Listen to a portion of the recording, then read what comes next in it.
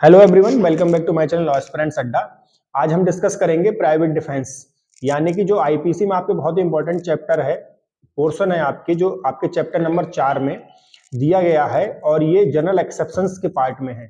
General exception के part में private defence पे जाने से पहले एक धारा को मेंशन करना है। धारा 6 ये कहती है कि आईपीसी की जितनी परिभाषाएं हैं अपराध की और उनमें जितने पीनल प्रोविजंस हैं और उनमें जितने भी इलस्ट्रेशंस हैं, वो सारे आपके जनरल एक्सेप्शन में जो अपवाद दिए गए उन एक्सेप्शन के सब्जेक्टेड रह के काम करेंगे, यानी अध्ययन या आपके अधीन समझी जाएंगी।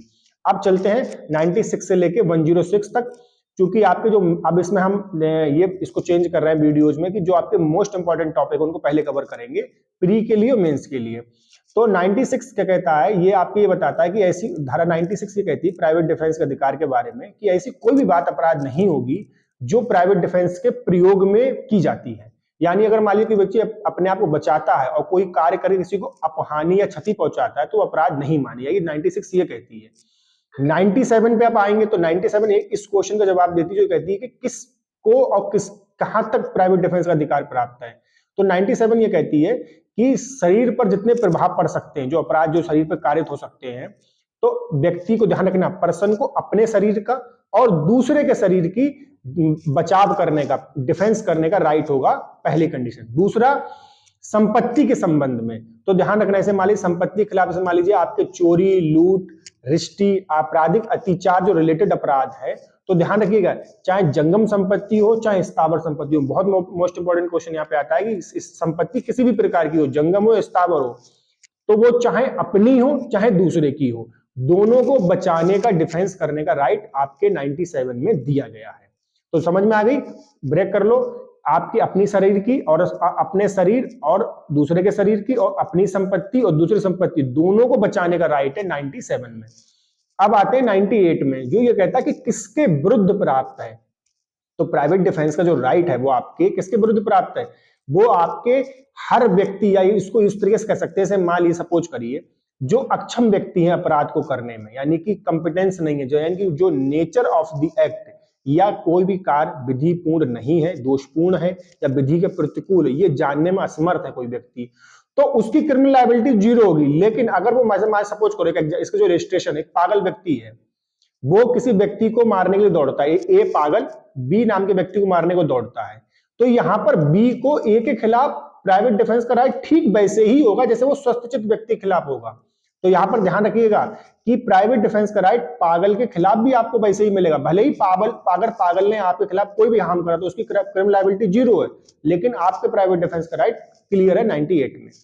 चलो अब आते हैं 99, जो ये कहता है कि आपके कुछ आपके लिमिटेशंस लगाता है प्राइवेट डिफेंस के अधिकार पर। वो कौन सी लिमिटेशंस हैं आप लोग पढ़िए। 4 लिमिटेशंस हैं। पहली लिमिटेशन है कि अगर कोई पब्लिक सर्वेंट है, वो अगर मान लीजिए पब्लिक सर्वेंट अपने ड्यूटी के, यानी अपने जो ड्यूटी है, अपनी पदावा यानी जो पोस्ट है, उसके एग्जीक्यूशन में कोई कार्य करता है, ध्यान रखिएगा, पब्लिक सर्वेंट अपनी ड्यूटी के एग्जीक्यूशन में जब कोई कार्य करता है और जिससे, ध्यान रखना, युक्तियुक्त मृत्यु या घोरोपति की आशंका ना हो, उसके पश्चात अगर किसी व्यक्ति को, अगर कोई भी व्यक्ति कोई हानि होती है, कुछ होता है, वहां पर वो व्यक्ति प्राइवेट डिफेंस का यूज नहीं कर सकता, भले ही उसके द्वारा, पब्लिक सर्वेंट के द्वारा किए कार्य विधि के द्वारा जस्टिफाइड ना भी हो।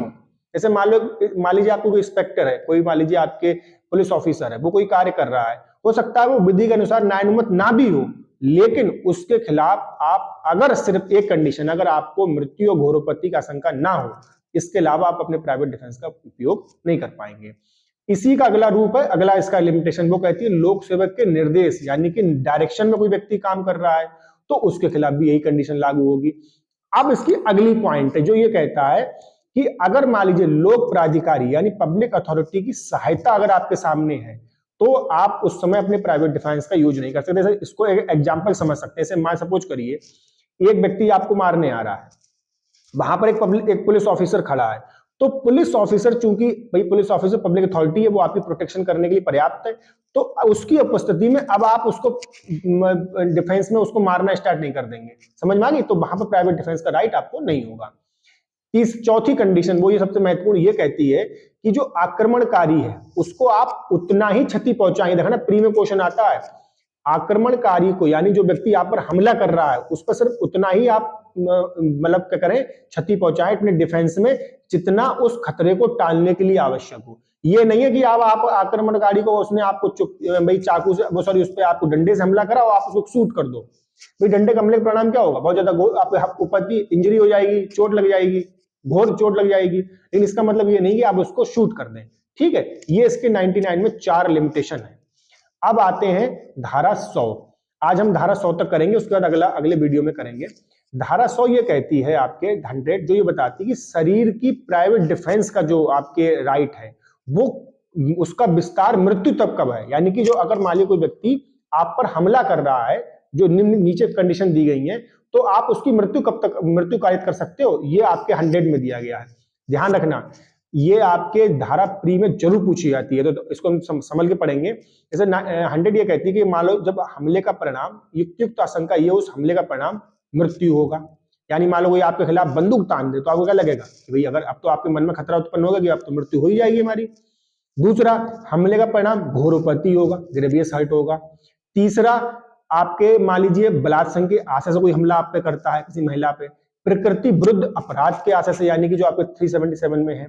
चौथा, अगर वो पांचवा अगर आप आए, व्यापरण या अपहरण के आशय से कोई हमला आप पे करता है, मतलब किसी बच्चे को उठाना चाहता है, किसी व्यक्ति को दबोच लेता है, उस स्थिति में आप अपने उस व्यक्ति की मृत्यु तक कारित कर सकते हो। अगला पॉइंट आता है कि मान लो जो ऐसी परिस्थिति में आपको कोई व्यक्ति सदोष परिरोध में रख लेता है कि आप किसी भी व्यक्ति को बुला ही नहीं पा रहे हैं, यानी कि किसी भी लोक प्राधिकारी की आपको सहायता मिल ही नहीं सकती है, कोई काल कोठरी बंद कर देता है आपको, जहां पर आवाज दूर दूर तक जा ही नहीं रही है, तो आप वहां पर उस व्यक्ति की मृत्यु कारित कर सकते हो। लास्ट ये 2013 द्वारा जोड़ा गया है कि कोई भी व्यक्ति मान लो अम्ल फेंकता है, एसिड फेंकता है, या उसको फेंकता है, देता है या देने का प्रयास करता है, तो इस कंडीशन में आपके, अगर उसका परिणाम उसे ये लगता है इस अम्ल फेंकने और देने का कि उसका परिणाम ग्रेवियस हर्ट होगा, तो इस कंडीशन में वो व्यक्ति जो है आपके मृत्यु कारित कर सकता है। इससे रिलेटेड 2 सेक्शन और पढ़ते हैं, फिर हम संपत्ति वाला कल करेंगे। 101 वो ये कहता है कि अगर मान लो जो ये कंडीशंस अगर ना हो तो आप मृत्यु व्यक्ति कारित नहीं कर सकते, कोई अन्य हानि कारित कर सकते हो। जैसे मान लो सपोज करो कोई व्यक्ति आप पर डंडा चलाता है, इसकी मतलब लगता है कि साधारण उपत्ति हो सकती है, तो आप उससे बचने के लिए और अपहानि उसे कारित कर दो, लेकिन मृत्यु कारित नहीं कर सकते। 101 ये कहती है। और 102 सबसे महत्वपूर्ण धारा है, प्री में हर बार पूछा गया है कि जो आपके शरीर की प्रतिरक्षा है उसका प्राइवेट डिफेंस का राइट कब प्रारंभ होता, कब खतरा खत्म होता। तो दो पॉइंट ध्यान रखना। जिस क्षण यानी जिस टाइम पर आपको आपके शरीर को खतरे की आशंका यानी संकट यानी भय आपको क्रिएट हो जाए कि अब मेरे खिलाफ हमला होने ही वाला है, उस क्षण से लेकर जिस क्षण तक आपके वो खतरा बना रहता है, तब तक आपका प्राइवेट डिफेंस का राइट रहेगा। भले ध्यान रखना, भले वो अपराध किया हो या ना किया हो। जैसे मान लो कोई आपके खिलाफ बंदूक तान देता है, तो तुरंत आपके माइंड में क्या आएगा कि अब या तो अब तो मैं शूट कर देगा, मैं मर जाऊंगा। तो जब तक वो रहता है, जब तक बना रहेगा, तब तक ये राइट प्रारंभ होकर अंत तक खत्म रहेगा। तो ये आपके इसमें राइट है। धन्यवाद। आप वीडियो इसको लाइक करें, सब्सक्राइब करें और शेयर करें। धन्यवाद।